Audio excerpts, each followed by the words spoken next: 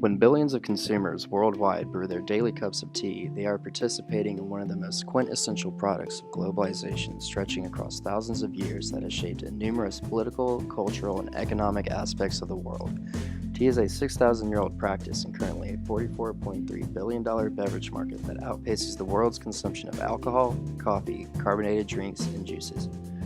How this fascinating work of globalization came to be such a widespread consumable and continues to increase in popularity as it shapes the known world can be understood through its roots in China, its introduction to Europe through the East India Company, which is the international joint stock company responsible for colonizing India and trading with China, tea's cultivation in India, its role in the foundation of the Atlantic slave trade.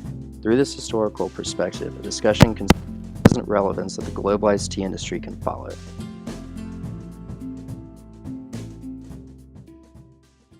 story of Shen Nong, the mythical Chinese inventor of agriculture, highlights tea's importance to ancient China. Archaeological evidence suggests tea was first cultivated there as early as 6,000 years ago, or 1,500 years before the pharaohs built the Great Pyramids of Giza. That original Chinese tea plant is the same type that's grown around the world today, yet it was originally consumed very differently. It was eaten as a vegetable or cooked with grain porridge. Tea only shifted from food to drink 1,500 years ago, when people realized that a combination of heat and moisture could create a complex and varied taste out of the leafy green. After hundreds of years of variations to the preparation method, the standard became to heat tea, pack it into portable cakes, grind it into powder, mix with hot water, and create a beverage called mo cha, or matcha. Matcha became so popular that a distinct Chinese tea culture emerged. Tea was the subject of books and poetry, the favorite drink of emperors, and a medium for artists. They would draw extravagant pictures in the foam of the tea, very much like the espresso art you might see in coffee shops today. In the 9th century, during the Tang Dynasty, a Japanese monk brought the first tea plant to Japan. The Japanese eventually developed their own unique rituals around tea, leading to the creation of the Japanese tea ceremony. And in the 14th century, during the Ming Dynasty, the Chinese emperor shifted the standard from tea pressed into cakes to loose-leaf tea. At that point, China still held a virtual monopoly on the world's tea trees, making tea one of 3 essential Chinese export goods, along with porcelain and silk. This gave China a great deal of power and economic influence as tea drinking spread around the world. That spread began in earnest around the early 1600s when Dutch traders brought tea to Europe in large quantities.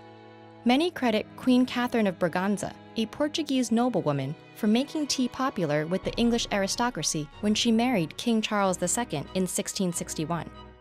At the time, Great Britain was in the midst of expanding its colonial influence and becoming the new dominant world power.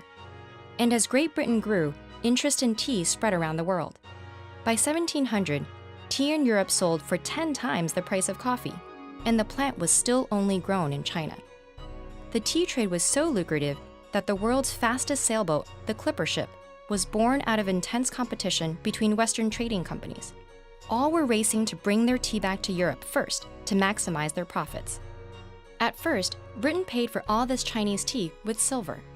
When that proved too expensive, they suggested trading tea for another substance, opium. This triggered a public health problem within China, as people became addicted to the drug. Then, in 1839, a Chinese official ordered his men to destroy massive British shipments of opium as a statement against Britain's influence over China. This act triggered the First Opium War between the two nations. Fighting raged up and down the Chinese coast until 1842, when the defeated Qing dynasty ceded the port of Hong Kong to the British and resumed trading on unfavorable terms. The war weakened China's global standing for over a century. With the surge of economic growth from countries such as India and China due to the production and sale of tea, we come to see that this growth impacts not only their own economy, but their political and cultural climates as well. Emanuel Wallerstein solidifies this in his article, Globalization of the Age of Transition, by discussing the history of globalization through his world system theory. In other words, showing how countries are not static, but are dynamic and impacting the other countries that partake in foreign trade and globalization as a whole. This world system theory can be applied to the Opium War conflict as well as Britain's colonization of India. By the late 16th and early 17th centuries, it became well understood that sugar greatly enhanced the flavor and enjoyment of tea. However, sugar at that time was expensive and relatively rare, making it a perfect object of status for the elites of Britain. In order to maintain the high demand of sugar for tea, various nations such as Portugal, Britain, France, Spain, and the Dutch began buying Africans from Central and Western Africa for the purpose of slave labor on sugar plantations. Slave trading was part of a highly profitable triangle trade that spanned the Atlantic. Manufactured goods were traded to the West African coast for slaves, who were shipped to the sugar colonies and plantations in the West Indies and the Caribbean, and sugar itself was shipped to the various Western European mainlands.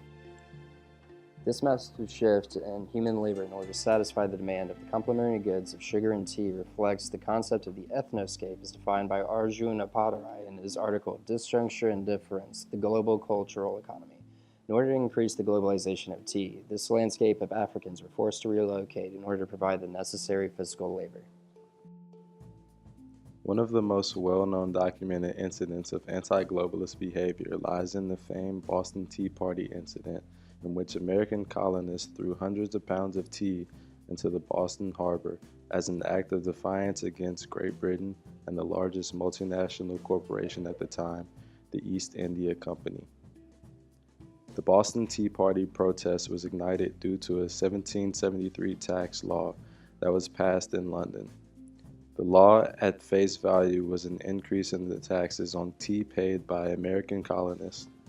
In reality, however, the Tea Act gave the world's largest transnational corporation, the East India Company, full and unlimited access to the American tea trade and exempted the company from having to pay taxes to Britain on tea exported to the American colonies. It even gave the company a tax refund on millions of pounds of tea they were unable to sell and holding in inventory. The primary purpose of the Tea Act was to increase the profitability of the East India Company to its stockholders and to help the company drive out its colonial small business competitors.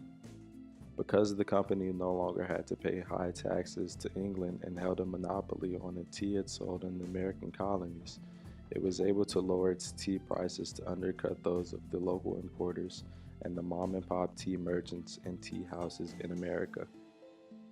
This infuriated the independence-minded American colonists, who were wholly unappreciative of their colonies being used as a profit center for the East India Company.